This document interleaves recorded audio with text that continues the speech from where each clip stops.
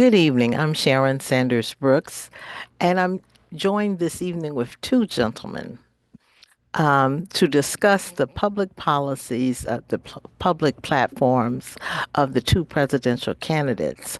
A lot of discussion has been, well, I have seen on social media and in the mainstream media, and I feel some of it is inaccurate.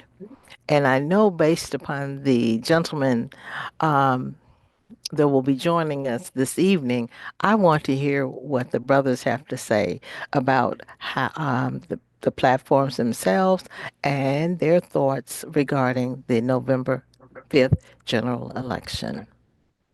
Lakeem, if you will introduce yourself and tell us where you from, a little bit about yourself, if you like.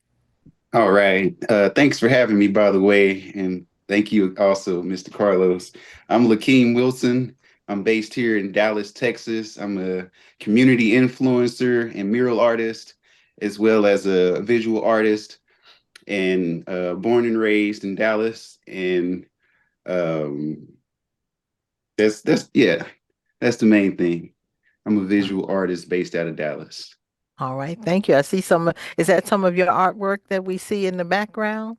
Yes, All yes, it right, all is. right, all right. And next we have Mr. Andrew Johnson. Yes, ma'am. Ms. Brooks, thank you for having me. And I also want to say thanks to the What's Up Kansas City Network, Mr. Carlos Nelson. I love the work that you're doing because media is so important when it comes to galvanizing the Black voice. And so definitely appreciate you for that. And thanks for having me on the platform. I go by A.L. Johnson. I'm the president of Elevating Men, which is a 501c3 organization where we focus on men's mental health. I'm also the owner of A.L. Johnson Life Insurance Agency, where our goal is to help more Black families build generational wealth through the power of life insurance. And so I'm excited to have this conversation. The elections are so important. I'm just happy to be here. All right, thank you. And Carlos Nelson, I thank you for providing this platform and opportunity. I'm Sharon Sanders Brooks, and I'm in Kansas City, Missouri. I am a former elected official. I served in the Missouri House of Representatives and also on the City Council in Kansas City.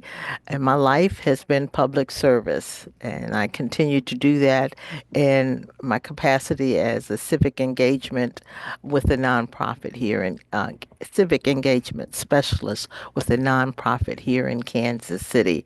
And I also serve as an election judge. So elections are very important and has elections and not only federal elections, but our local and state elections are so critical. So, want to dive in this evening, starting off with the fact I thank you, gentlemen, for taking the time to read both of the documents, the platform, A New Way Forward for the Middle Class. That's the platform of Mhm. Vice President Harris. And then we have the People's Guide to Project 2025, Mandate for Leadership, which appears to be the platform of the former President Trump. Mhm. And that the People's Guide to Project 2025, I call that the Cliff Notes version. It's a mere 47 pages as opposed to the 922 pages of the actual Project 2025 mandate for leadership. However, in the People's Guide, which is easy to read, and it includes the page number where the statement and the policy recommendations are listed in the 922 page document. So I wanted to make sure the public had an opportunity to understand the document frameworks that we were referring to this evening. What I've seen on social media, sadly, is a lot of misinformation and distortion by individuals, and unfortunately, some people have been led astray. So tonight, we want to have the truth, nothing but the truth, based upon what we have read and our knowledge and abilities. So, gentlemen, um, uh, do you prefer to be called AL, or you prefer? Is that what you prefer to go by? Yes, ma'am. Yes, Okay. ma'am. All right. All right. Well, AL, I'd like for you to start off with in terms of as someone that seeks to do. and uplift men and help individuals with creating generational wealth. What policies from I will start with what positive policy recommendations do you see uh, out of the document A New Way Forward? So there's a couple things. One, the mental health initiative. I believe that that's extremely important for our organizations, nonprofit and for-profit alike, to be able to have the resources that they need to address some of the issues that we have as it relates to Black men's mental health. As we know, when we look at the inner cities in our communities, let's just take Kansas City, for example, the zip codes that are below the poverty line are predominantly populated by Black and Brown people. And so when we look at leadership in the community and we say that we want men to be our leaders and to step up, we can't do that in a state of poverty.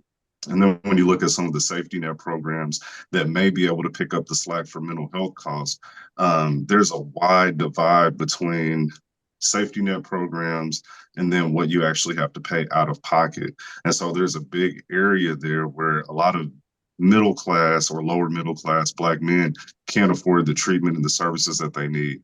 I love that she's looking to lower drug costs such as insulin with the cap of $35. The entrepreneur programs, the tax breaks that she's talking about, as well as the grants for entrepreneurship, I believe will spur the economy.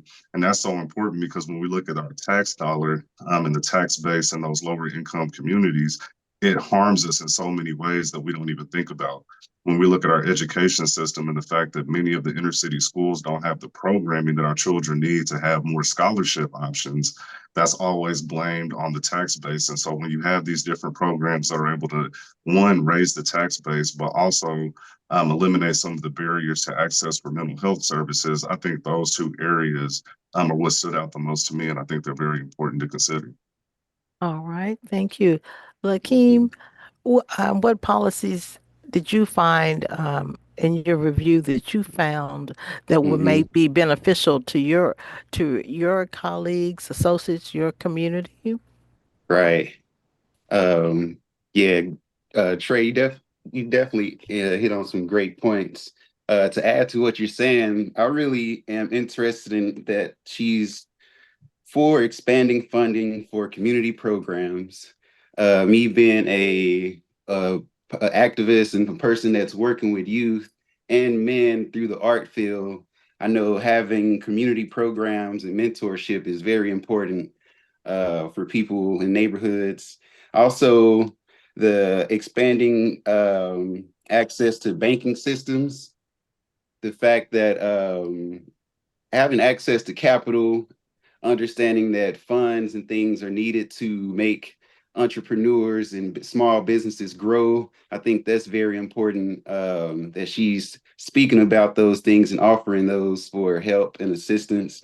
And, the fact that she's even making something specifically for Black men in general. I know a lot of times our culture, when election time come around, everybody is serving everyone else except the Black population and trying to hear our voice. So the fact that she's given us a platform or giving us the direct attention, it really is something that's special.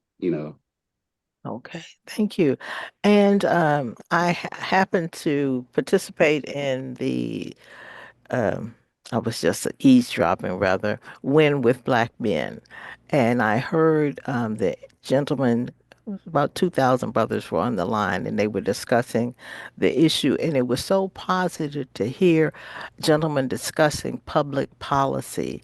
And heretofore, sometimes that has been a missing element on individuals. And what it's my understanding that there was an input that this was not just the vice president's policy, that this was based upon her listening tour and the involvement of men, specifically African American men, as it pertains to the goals that she seeked in that economic policy paper. So that was refreshing to hear and to see that a presidential candidate was willing to put that out there.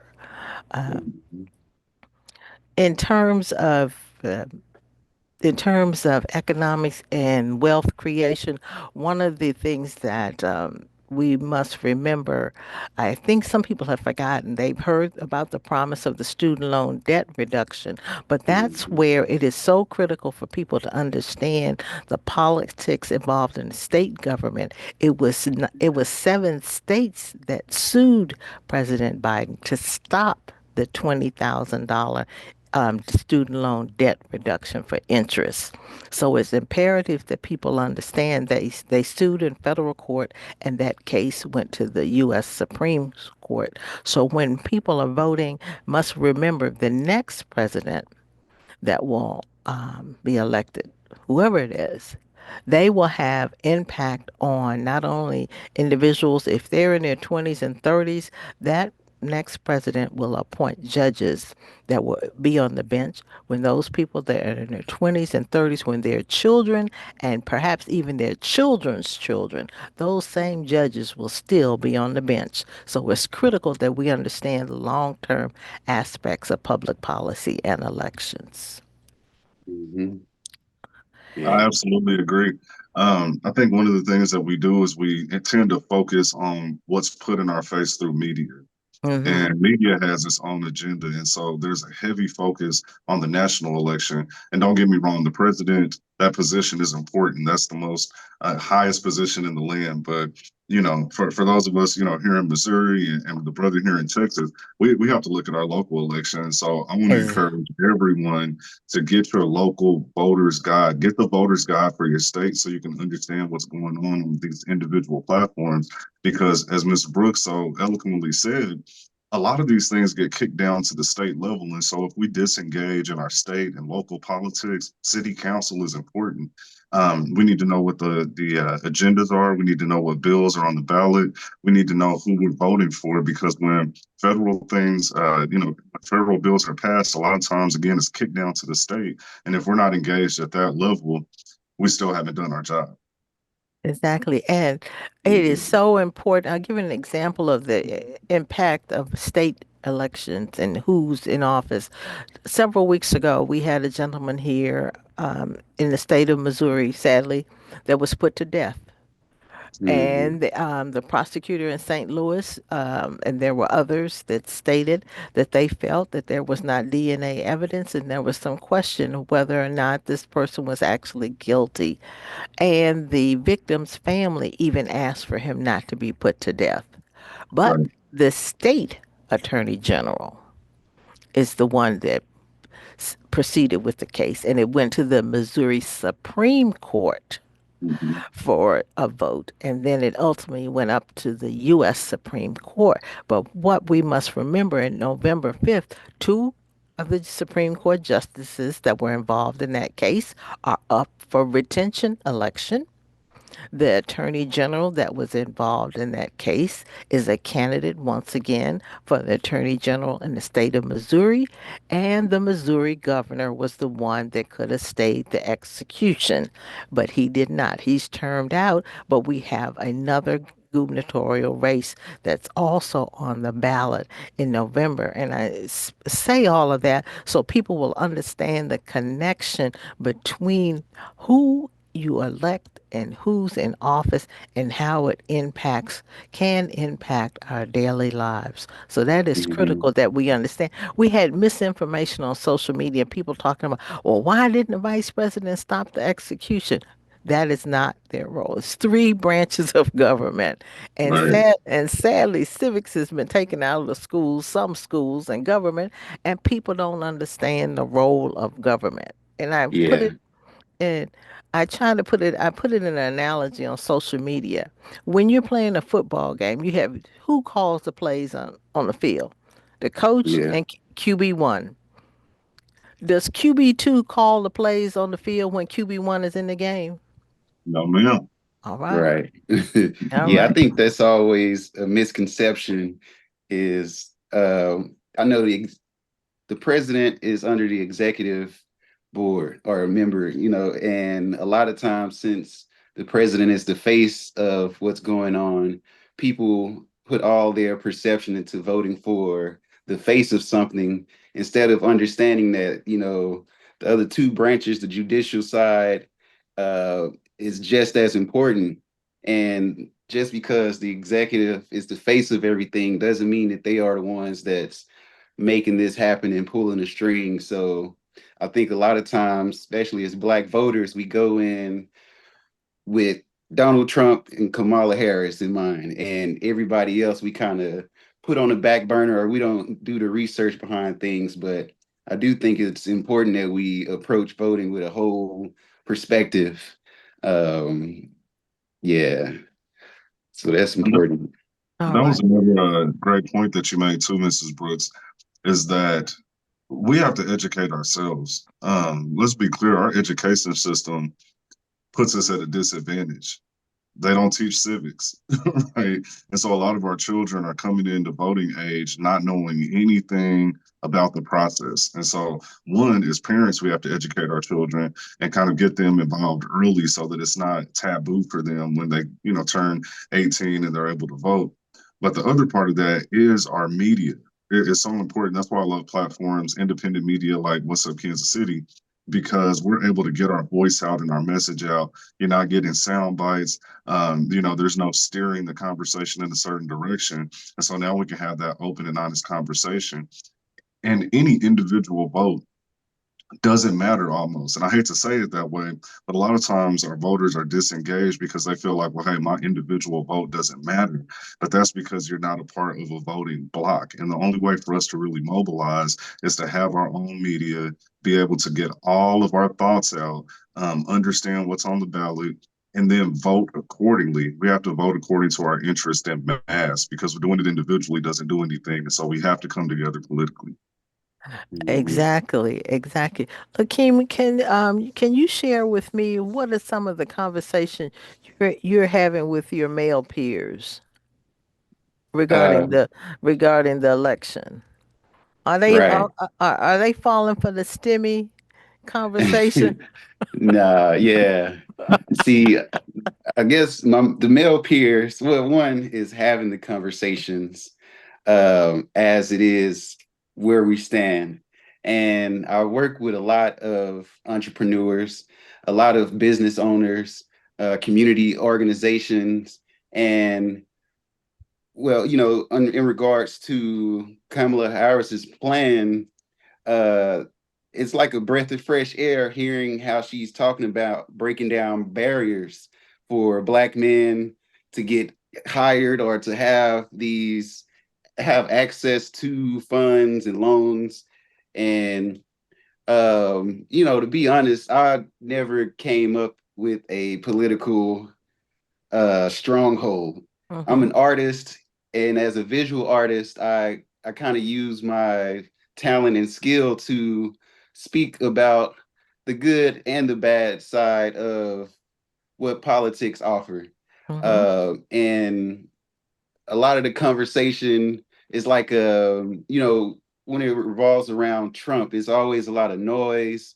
It's almost like a circus show a lot of time. And unfortunately, the conversation that I have with my peers and people in the community is more so around why Trump shouldn't be elected or um why Trump, it's somehow it always turns into Donald Trump because of the I don't know if it's a popularity thing or just the ignorance that he put out sometimes, but I think having shifting the conversations to more points that's speaking about how the president can actually help us as a culture and talking about tangible things that she's providing, um, the conversations are more productive and forth seeing than just having another circus show pointing fingers at Trump and saying why he's not doing this and why he's bad for this.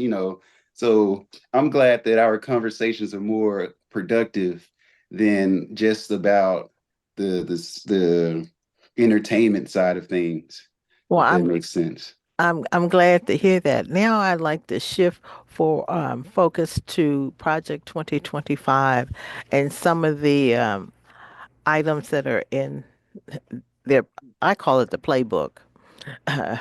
mandate for leadership. I call it their playbook and what they propose. Um, some of the proposals that are listed, which glaringly stand out to me as one, is the elimination of the Department of Education, the Mhm. elimination of the Head Start elementary el- early education program.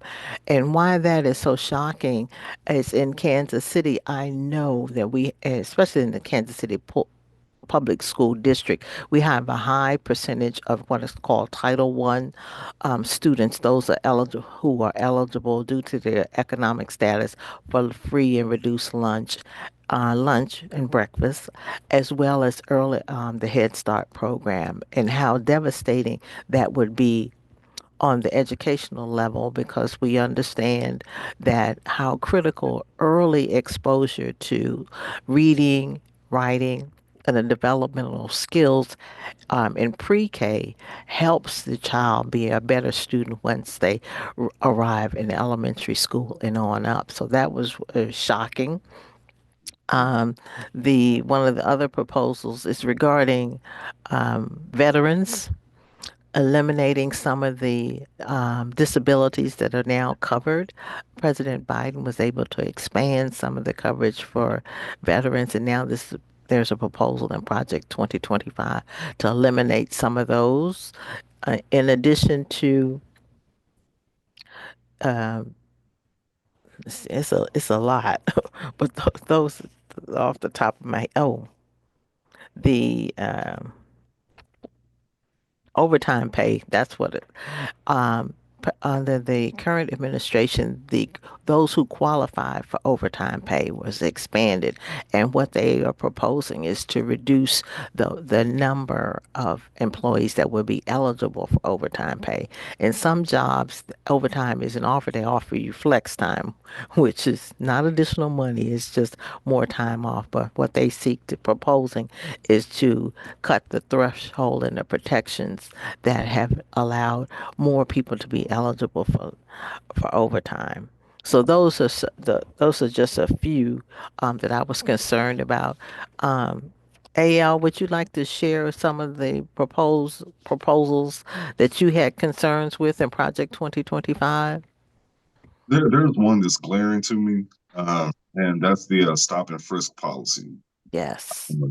I think that so I've been in talks with the police department here in Kansas City. We're talking about doing a crime prevention town hall, and really opening up the conversation about some of their policies and how people are treated as it relates to criminality versus mental health.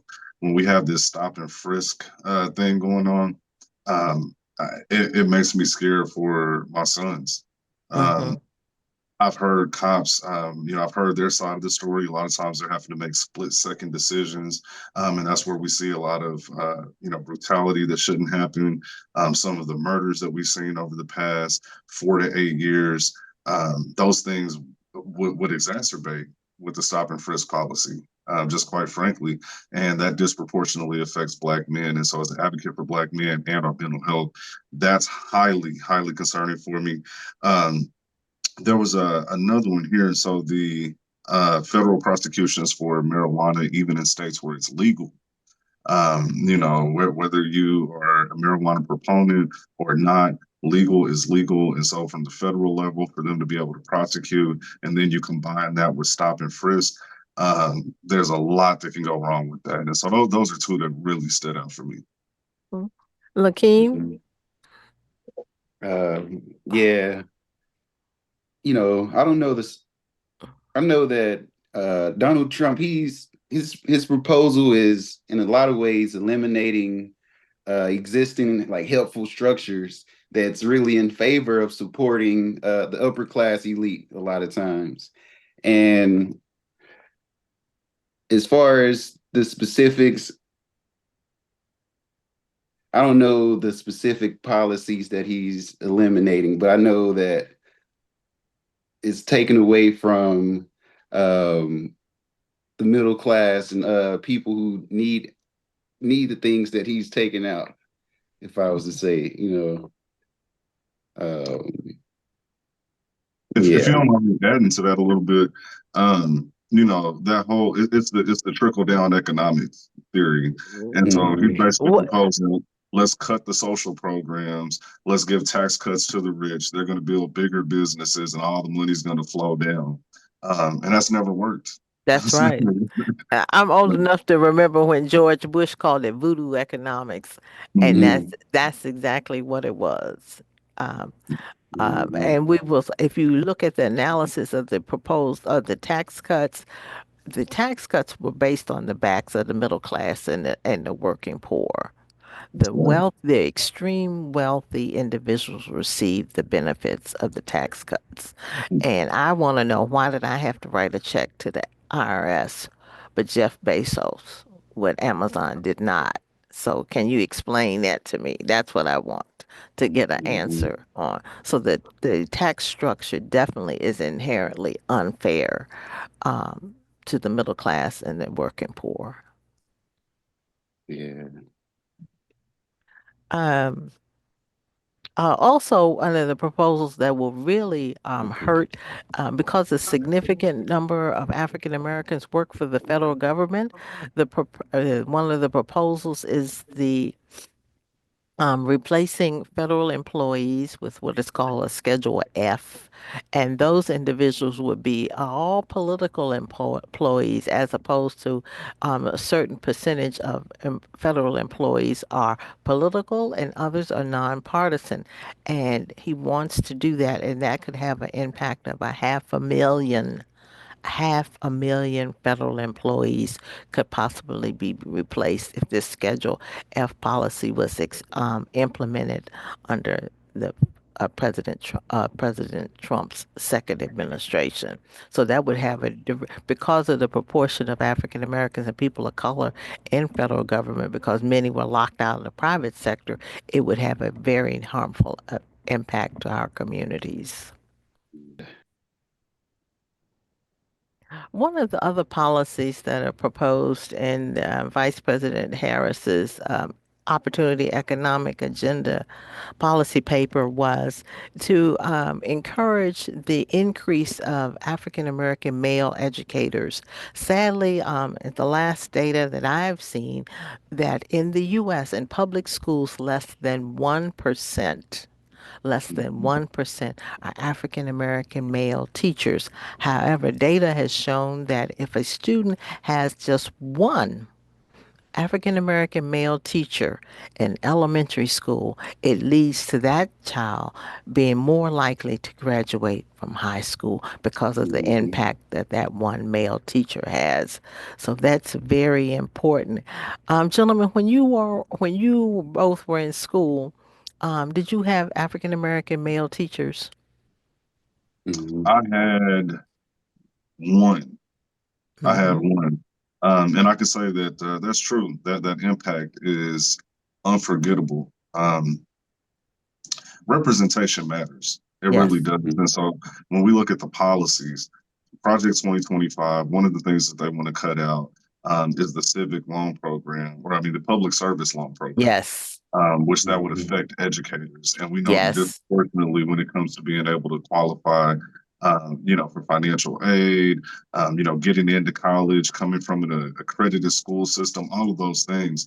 Um, Black men have a uphill battle. And so Mhm. cut out that loan forgiveness program for that particular sector, you almost are ensuring that there won't be more Black male educators. And when we don't have our Black men in the home and they don't have the opportunity to get that at school either, there's no representation. And so, what do our young boys have to look for? What do our young ladies have to look for in our community? Mhm. To say that this can be done, right? Discipline is the thing that I was learned from that particular teacher. So he was able to grab me in the hallway when I was cutting up, and he was able to give me a look and a level of understanding that I didn't receive from my other teachers. Also, the cultural barrier of understanding when a child needs to be just redirected versus actual discipline. Sometimes that gets lost through cultural barriers. And so we need to have that representation in our schools. And so that particular policy is another one that stands out like a sore thumb when we talk about Black male educators. Mhm. That was an excellent point. Under the Yeah. currently 1 million public service student loans have been forgiven under the Biden administration. That's up from only 7,000 just mere 2 years ago. 1 million public service student loans were forgiven, and that covers teachers, firefighters, police officers, those that work in nonprofit sectors. That allowed a lot of individuals to now that their student loan debt has been forgiven because they are working to help better society, maybe now some of those individuals will have money freed up that they can now start a business or purchase a home. So that public student loan forgiveness program is very vital, and I'm glad you made that point. Glad you And made that Yeah. point. there's another big thing, that really concerns me about that too, because when we look at the rising cost of college over the years, I have children myself, and so looking at their Mhm. college expenses going into the future is scary to look at. Teachers don't make enough money as it is. Let's just be clear about that. Our society glamorizes, media, entertainment, sports, etc. But the jobs that really move us forward, the jobs that affect our day-to-day lives, they don't make a lot of money. And so why would we further penalize them by making them have to be racked with student loan debt? It makes no sense. Yeah. Exactly. Exactly. And as I close out, um, what advice, Lakeem, would you give to individuals that are in their 30s regarding November 5th? Right. 20s and 30s. I'll put it that way, 20s and 30s. Yeah.